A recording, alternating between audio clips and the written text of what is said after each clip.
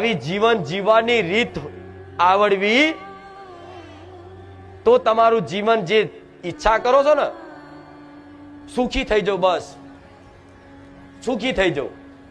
પણ સુખ આજના માણસો સુખ શું સમજે? એક મોટો બંગલો હોય, મોટું ફાર્મ હાઉસ બનાવવું, આ બધા સુખ સમજો તમે ગોડાઓ. આ સુખ છે? આ સુખ નહીં, આ ભ્રમ છે. સુખ તો અસલ છે ને તમારી આત્મામાં.